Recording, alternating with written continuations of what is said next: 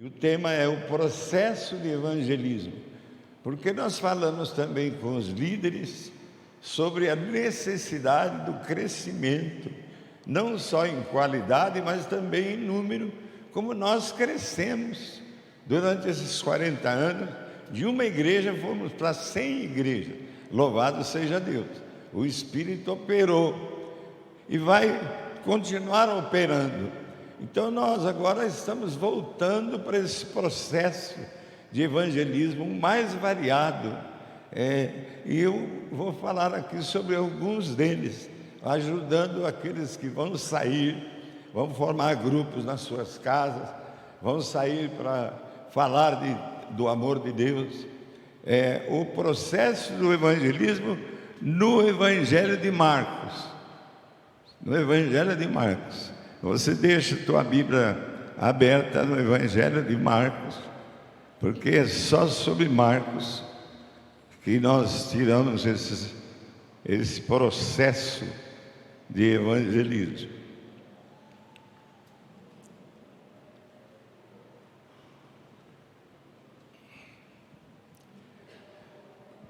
A palavra evangelho significa boas notícias. E essas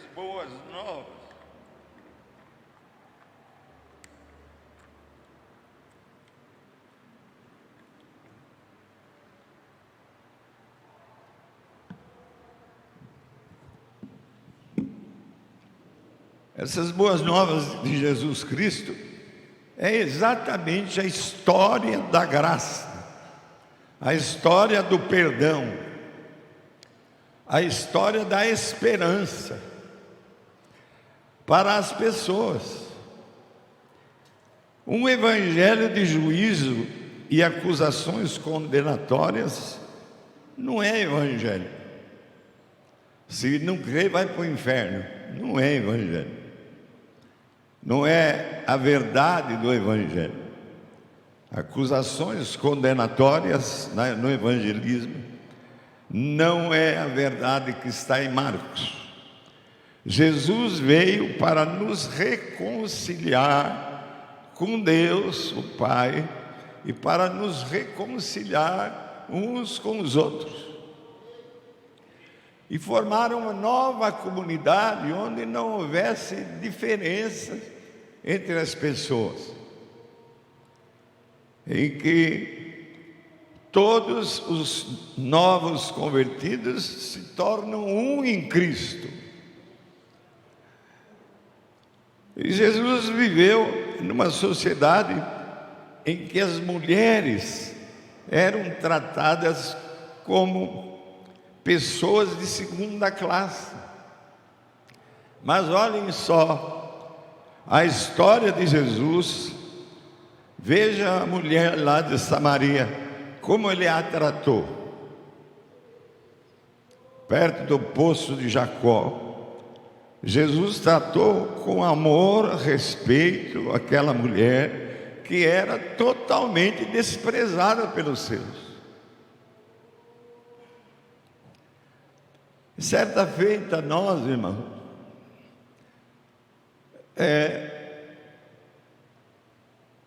imitamos a Jesus.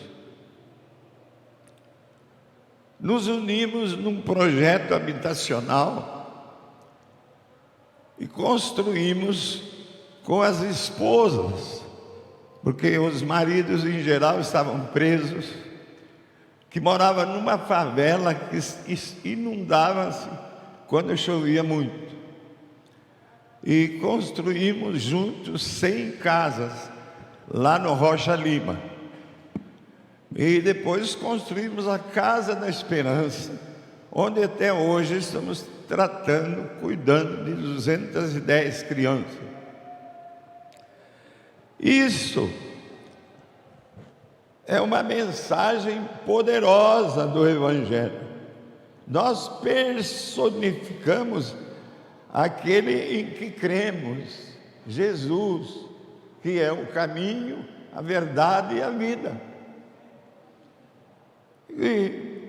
Então nós propomos nesta manhã criar um processo de relacionamento com as pessoas a serem por nós evangelizadas. Através de uma demonstração prática de que o cristianismo funciona e que o amor de Deus é real através de nós, cristãos. Vejamos, primeiro, o processo evangelístico. O processo de evangelismo, irmãos, está especialmente no Evangelho de Marcos, onde nós vemos Jesus convocando para si aqueles a quem ele queria evangelizar. Os 12 escolhidos foram evangelizados por ele num processo de vários anos. Veja o Marcos 4. No Marcos 4, Jesus estava a ensinar à beira-mar. E a multidão que se juntou ao seu redor o forçou a entrar num barco para que ele pudesse se comunicar com eles. Assim, ele lhes ensinava por parábolas, por histórias. Eis que saiu o semeador, Marcos falando. Eis que saiu o semeador a semear. Interessante que eu li o livro do Padre Vieira, vários volumes, e quando ele fala dessa parábola, ele diz que não só saiu o evangelizador e Deus o abençoou porque ele saiu para evangelizar, mas também porque Deus conta os passos dos que saem para evangelizar. Porque vai haver um prêmio para os evangelistas. Isso não vou entrar nesse assunto. E os 12 pedem a Jesus que lhes explique a parábola, depois que ele conta. E Jesus lhes perguntou: não entendeis esta parábola? E como compreendereis todas as parábolas? E Jesus lhes perguntou e explicou: o semeador semeia a palavra à beira do caminho. Está explicando. Quando a palavra, a semente, cai à beira do caminho, o que acontece? Enquanto as pessoas ouvem, logo vem Satanás e tira a palavra semeada neles. A semente semeada no solo rochoso, as pessoas recebem a palavra com alegria, mas, visto que não tem raízes, rapidamente sucumbem. E é preciso que você que vai sair agora para evangelizar, entenda bem pelos resultados da palavra caída nos corações dos incrédulos.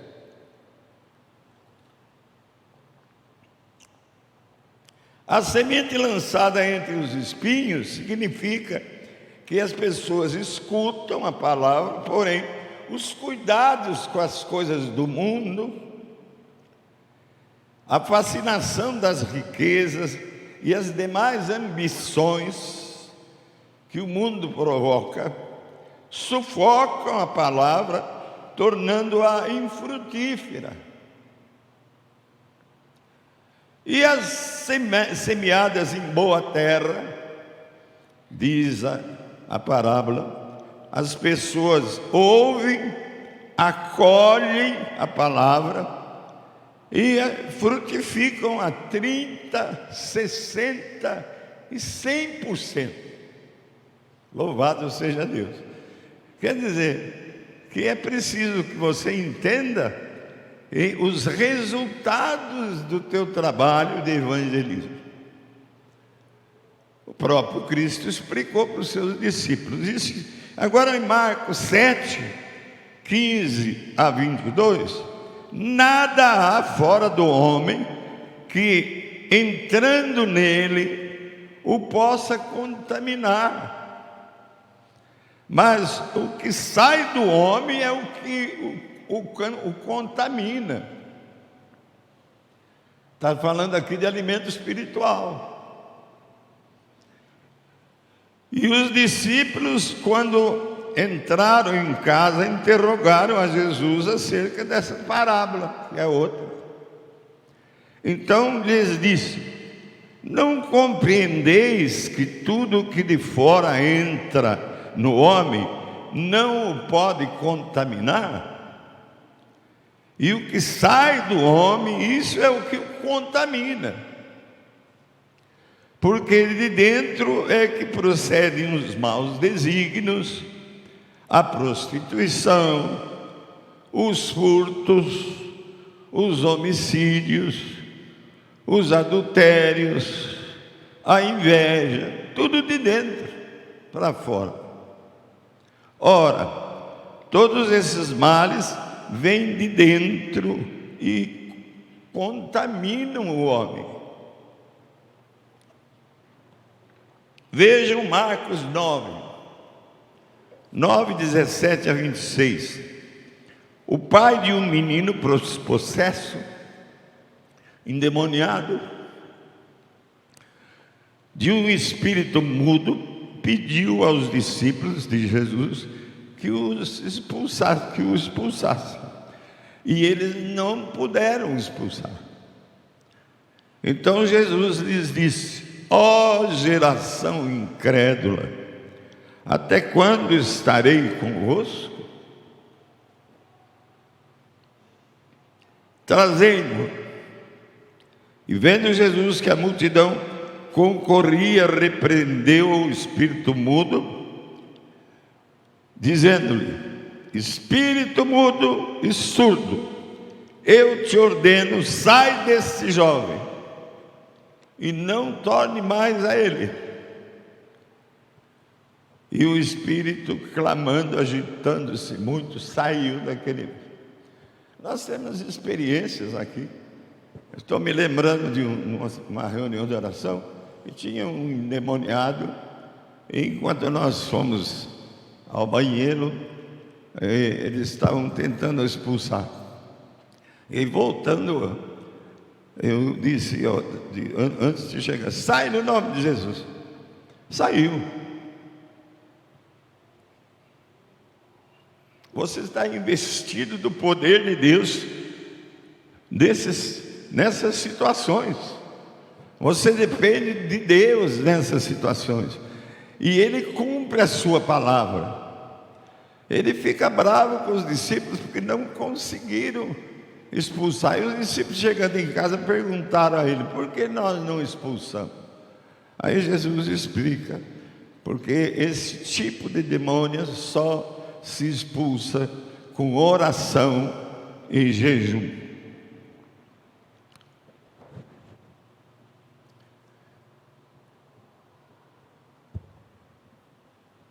Jesus convida-nos na palavra em Marcos a imitá-lo. Ele entrou no mundo dos 12 discípulos, identificou-se com o sofrimento deles, dedicou tempo para passar a sua vida na vida deles, comprometeu-se com um processo de evangelismo para ensiná-los, e não apenas com palavras, como costumamos fazer em nossas campanhas de evangelização, mas dizendo: você quer aceitar Jesus como seu Salvador? Esqueça dessa frase. Não repita mais essa frase no evangelismo. Não são os pecadores que aceitam Cristo. É Cristo, com a autoridade dele, é que nos aceita. Você pode tirar o aceitar e falar: você quer receber Jesus como teu Salvador, como Senhor da sua vida?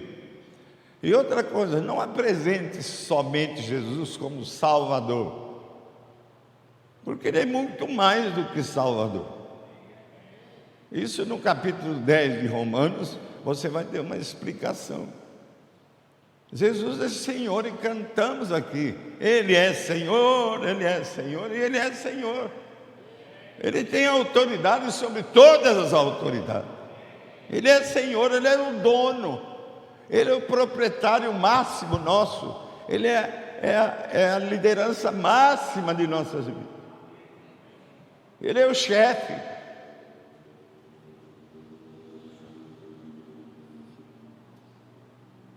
Os seus discípulos lhe perguntaram: por que razão não podemos nós expulsar? Há momentos que nós não podemos expulsar. Temos que estar com as nossas lideranças para entendermos o que está acontecendo no processo evangelístico de nossa igreja. Porque, irmãos, esta semana demonstrou que este salão vai ser pequeno pelas conversões que Deus vai fazer.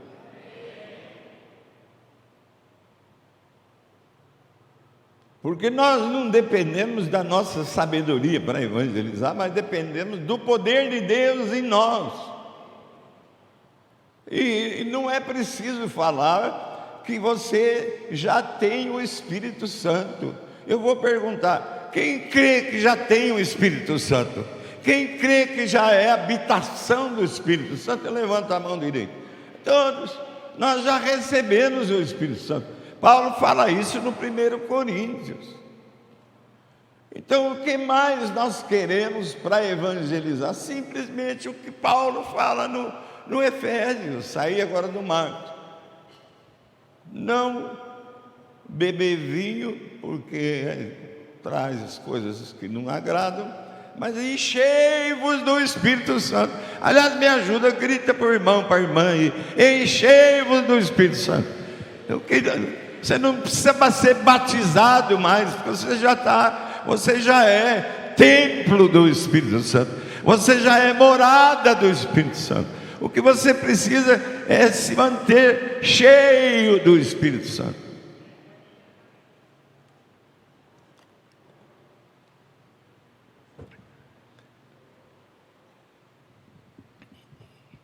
Vejam Marcos 10, 23, 25, sobre o perigo das riquezas. Quando os discípulos estranharam as palavras de Jesus, quando ele falou: é mais fácil passar o camelo pelo fundo de uma agulha do que entrar um rico no reino de Deus. É mais fácil pelo fundo de uma agulha. Que agulha é essa? É aquela portinha que tinha ao lado da porta principal de Jerusalém. Depois que fechava a porta principal, ficava aberta a portinha. E é mais fácil passar um camelo pelo fundo de uma agulha do que entrar o rico no reino de Deus. E disseram entre eles: então quem pode ser salvo? Aí Jesus, fitando o olhar neles, disse: para os homens é impossível, contudo não para Deus, porque para Deus tudo é possível.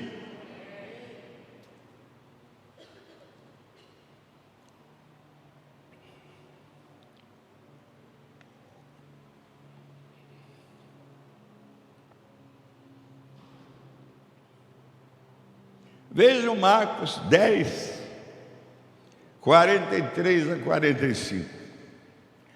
Mas entre vós não é assim. Pelo contrário, quem quiser tornar-se grande entre vós, será esse o que vos sirva. E quem quiser ser o primeiro entre vós, será esse servo de todos. Pois o próprio Filho do Homem não veio para ser servido, mas para servir e dar a sua vida em resgate de muitos. Irmão, aqui eu paro um pouco. Você é servo? Você se encheu do Espírito para servir? Você está cheio do poder de Deus para abençoar? Vejam Marcos 16, 15 a 18, a ordem para a evangelização. Ide por todo o mundo e pregai o Evangelho a toda criatura. Quem crer e for batizado será salvo.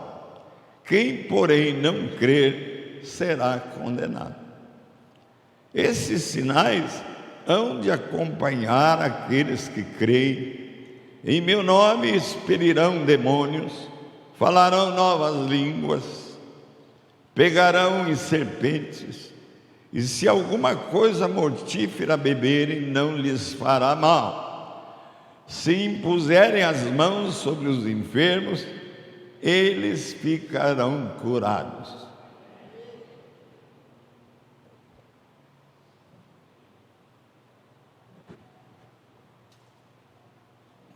Marcos mostra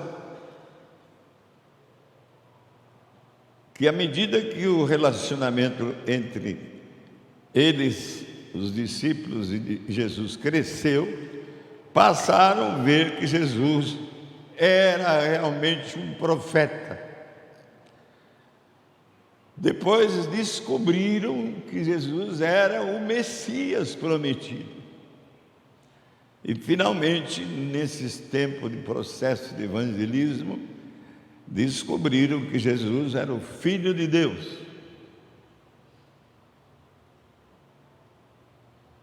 Você vai falar aos incrédulos desse Jesus que é profeta, desse Jesus que é o Messias prometido, desse Jesus que é o Filho de Deus vivo. Você não vai falar sobre qualquer nome, você vai falar sobre o nome que está acima de todo nome. Então, quem primeiro tem que crer são os evangelistas.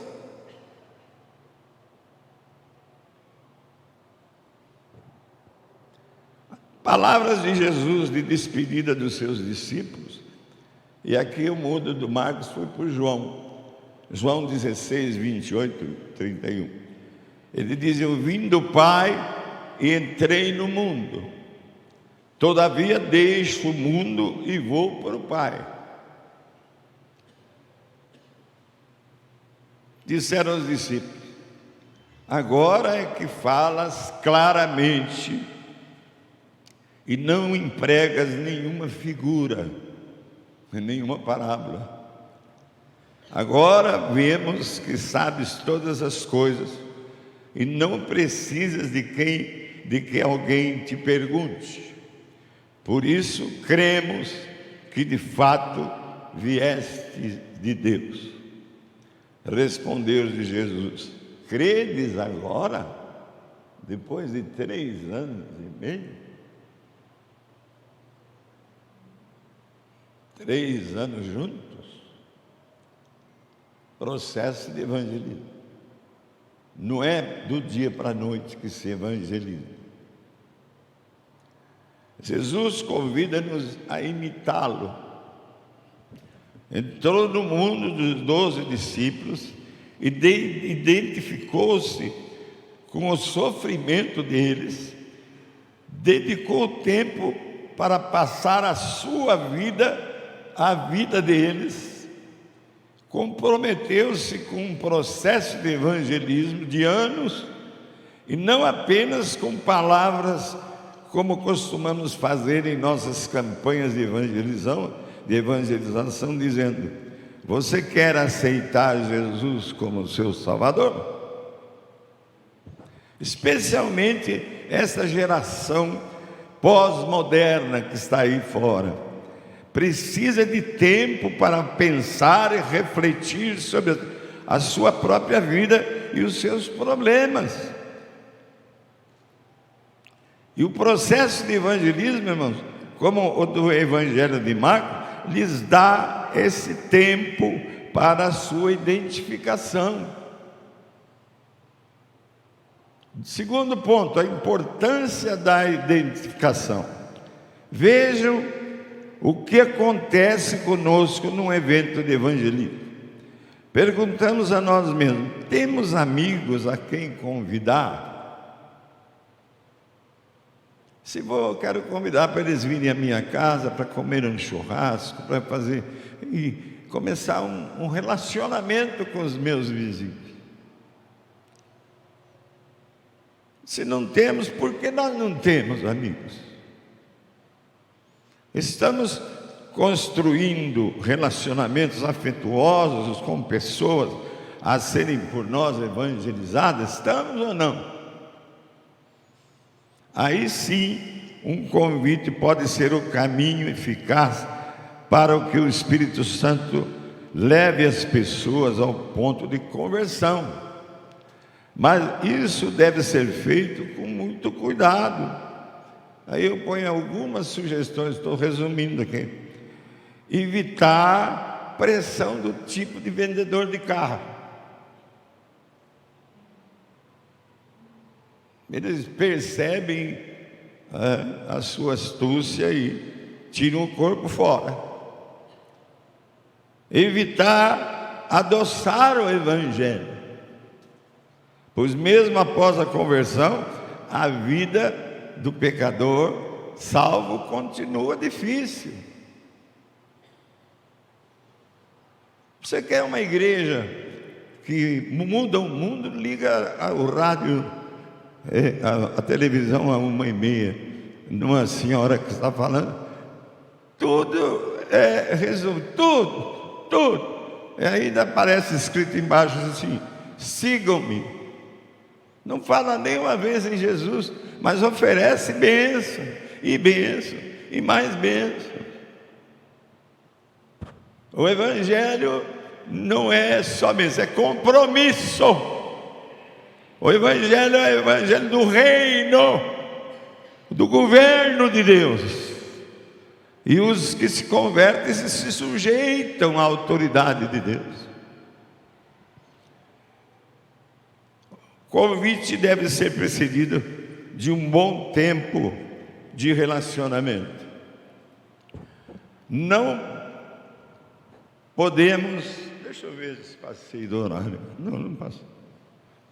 Não podemos mais apenas falar às pessoas. Nós temos de estar no mundo deles.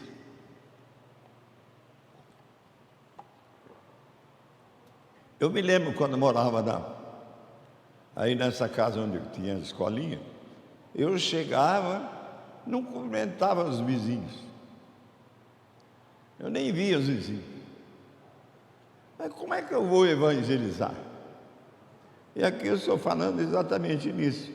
Assim como nos sentimos amados por tudo que Jesus passou para se identificar conosco, nós, amigos dos pré-cristãos, iremos sentir amados por nós, eles irão sentir-se amados por nós, se nos esforçamos para nos identificar com eles. Aí passei a cumprimentar: boa noite, irmão. Boa noite, boa noite. Aí fizemos um grupo de evangelismo em minha casa, com 5 pessoas. Esses 5 foram trazendo outras pessoas, foram a 10 pessoas, depois a 12 pessoas. Todos eles estão aqui batizados.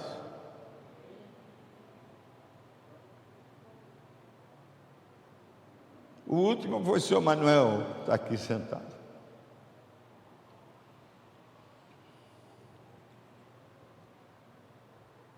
Nós não podemos apenas falar, nós temos que vivenciar esse Evangelho.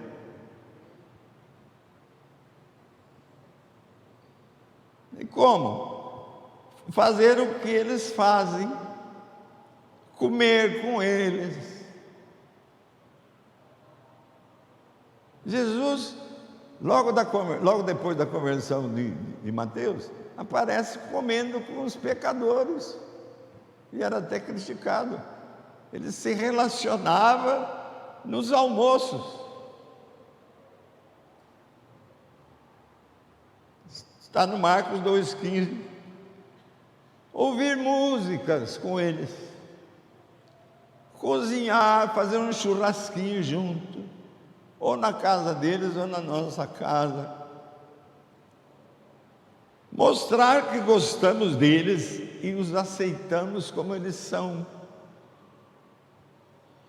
Compartilhar a história de Jesus na linguagem deles.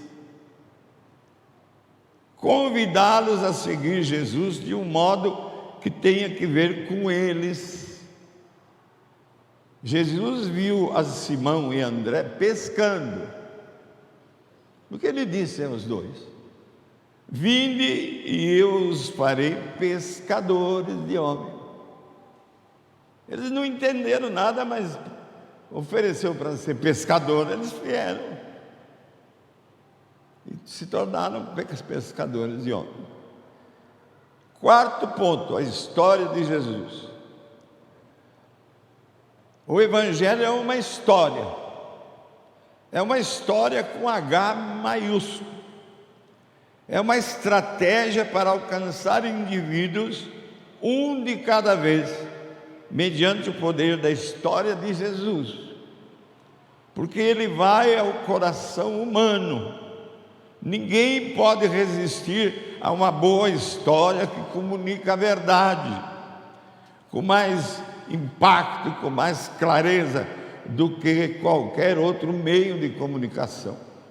A história não muda apenas a mente do indivíduo, ela penetra até as partes mais profundas da personalidade humana. História poderosa que nos faz vibrar, sorrir e até às vezes faz chorar. Finalmente, a história de Jesus pode fazer-nos seres humanos transformados.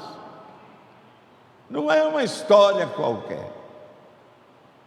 Não é surpresa que a história seja um veículo poderoso para alcançar o mundo pós-moderno.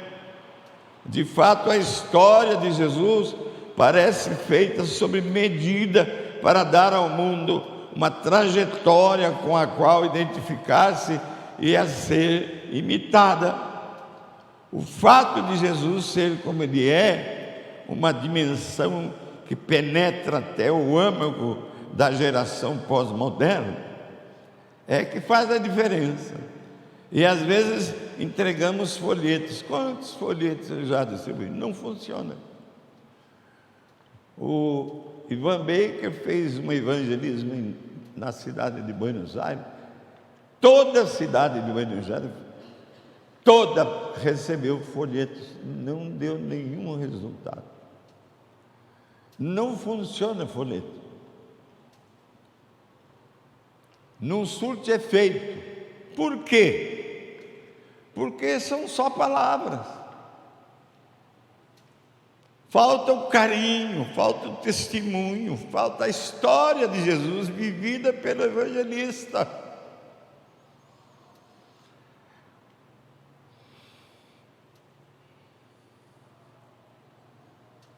E com muitas parábolas expunha a palavra, e nada lhe transmitia sem usar alguma parábola.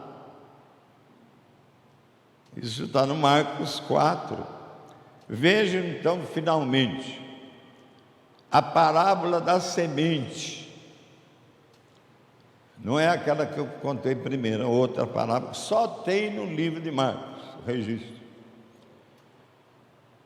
A parábola que só encontra nesse livro no capítulo 4, 26 a 29. O reino de Deus é assim como se um homem lançasse a semente à terra, depois dormisse, levantasse de noite, de dia, e a semente germinasse e crescesse, não sabendo ele como.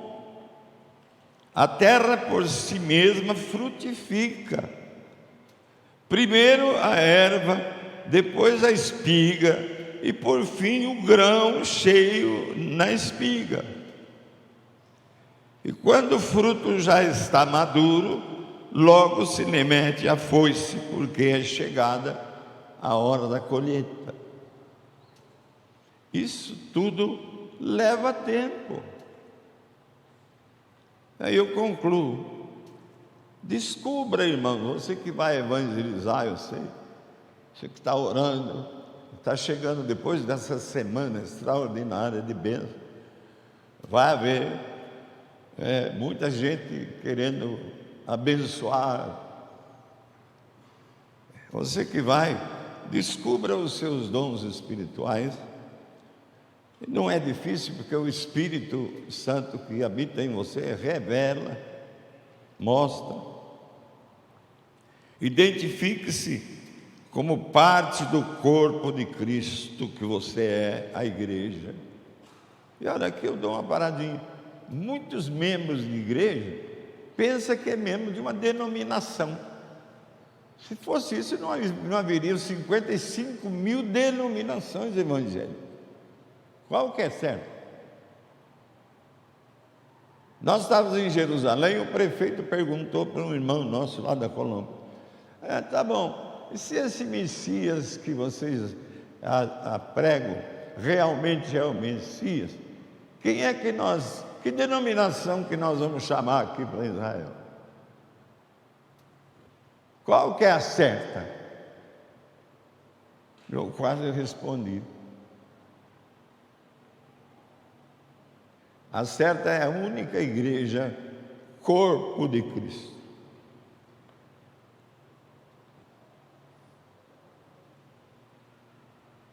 Identifique-se, irmão, como parte do corpo de Cristo, a igreja.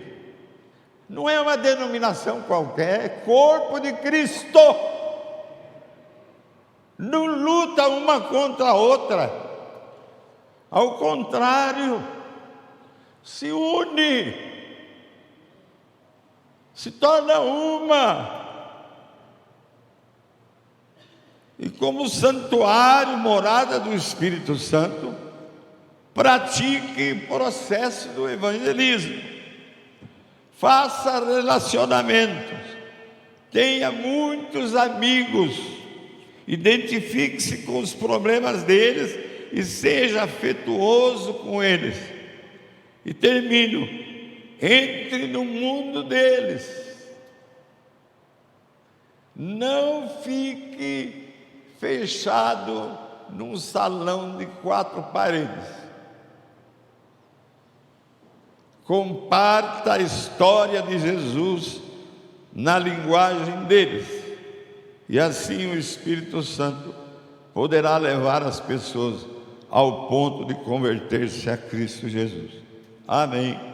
E Deus abençoe a quem tvcmc.com.br é o nosso canal para compartilhar o Evangelho do Reino de Deus e o senhorio de Jesus Cristo.